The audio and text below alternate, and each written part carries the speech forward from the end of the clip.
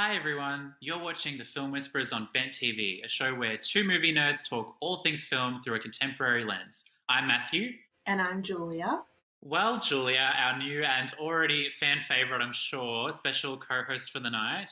As we've already spoken about, we've been focusing on female friendships in film, and we've spoken a little bit about the ones we really loved. So, The First Wives Club and Thelma and Louise, but now inevitably we should also turn our attention to some of the duds in that camp. When I talk about female friendships in film, is there a bad movie or is there one that you're like, so I should clarify for the audience, this could be like a really bad representation of female friendship, like toxic friendships, or it could just be a really bad movie that happens to feature or focus on female friendships. Do you have one on the top of your mind, Julia? I do, and I feel like it's somewhat controversial because I know this film definitely has like a cult following, and it's also, I think, got a lot of buzz for like LGBTQI representation. So I'm definitely like alienating those fans that I've just reeled in with my First Wives Club spiel. But Jennifer's Body is kind of a miss for me. I know. I'm sorry. I know it's a dangerous move to make in this cancel culture environment, but Jennifer's Body, I just rewatched it like last week because it's one of those movies that I want so desperately to like, but it still just doesn't work for me. I feel like there's so many good elements. Like, I know this is the bad spiel, but there are really good elements, like Megan Fox, Amanda Seyfried, really great chemistry. I buy that friendship, but the larger kind of plot, it feels like one of those movies where it was kind of like an elevator pitch and like the producers and everybody immediately signed on board. They're like, yes, 100%, like two attractive young girls in high school, like a kind of succubus demonic sort of vibe. Totally get it.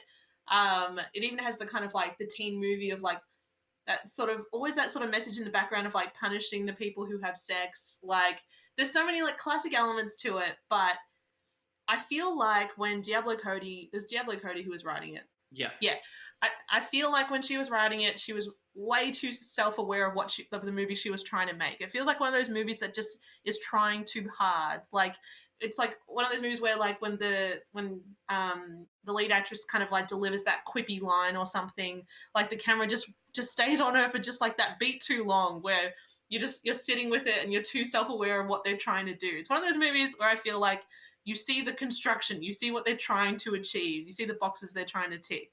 I don't know. What are your thoughts on this? Yeah, I have to say that I feel like Jennifer's Body's been all over TikTok for a while now. Like, I know it's got a bit of a cult status, but I feel like younger people are getting into it these days as well. So, Julia, you're in the space of a few minutes, you've been cancelled by Gen Z, horror movie fans, and the LGBTIQ community. And to be honest, I think that's pretty iconic. So, well done. No, I remember watching it back in the day, and I remember actually, to be honest, feeling like it was okay. Like, I don't remember feeling like it was anything particularly special, but I also am like, I don't know if Megan Fox is kind of, it's Amanda Seyfried and Megan Fox, is that right?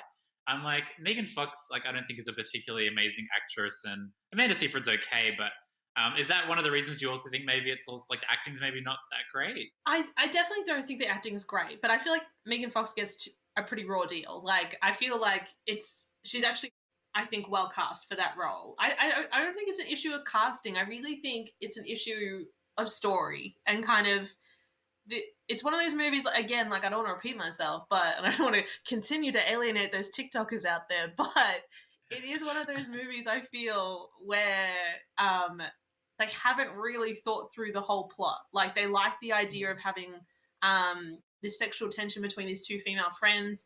I think they kind of deal with the sort of like toxic element of female friendship kind of well, but it's still part of a larger story, which I feel we don't get the payoff that we want to get. Like, I don't know if you remember this, but like right at the end, like she kills Megan Fox, like spoiler alert, sorry TikTokers, she dies, but she like kills her by like stabbing her through her heart.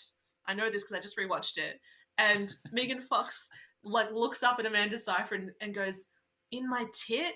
And then Amanda Seyfried says, "No, in your heart." And that's their kind of final exchange. And I just feel like that sums up the movie for me. Like, it's like trying so hard.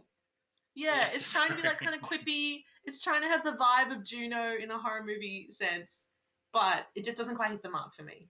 Anyway, I don't want to alienate my audience any further. Matthew, what is your bad movie that you could bring to the table?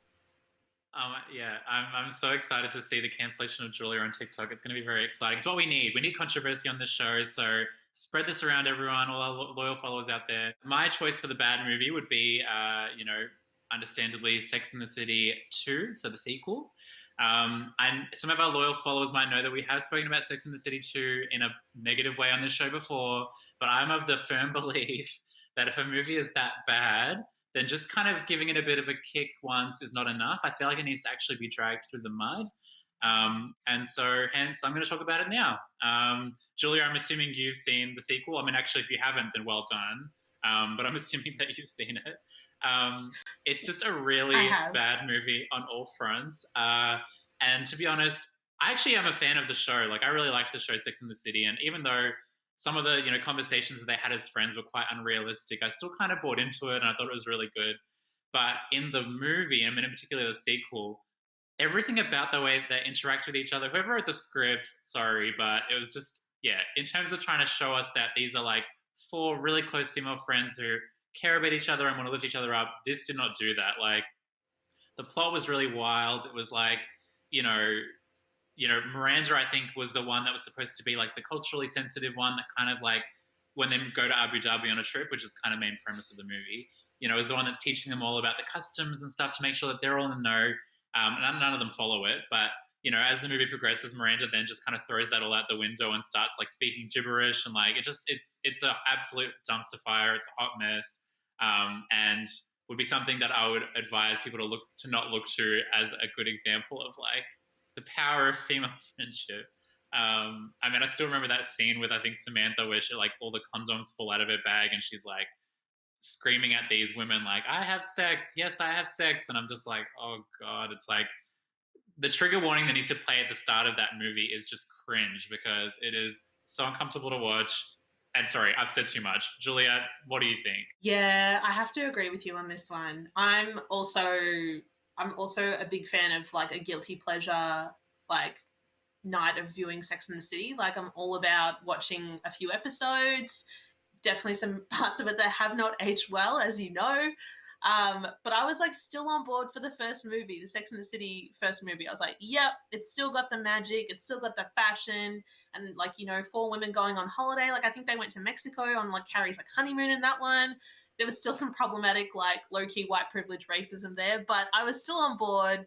The second one really kind of like jumped the shark. It was really just like off the rails. Like, they obviously did not have any kind of clear idea of what they were doing. It was all about the kind of like, I don't even know what they were trying to do, but yeah, it just doesn't work. It becomes no longer a movie about their kind of friendship, which is kind of the whole appeal.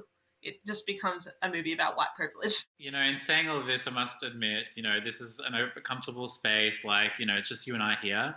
I have watched the movie about 10 times.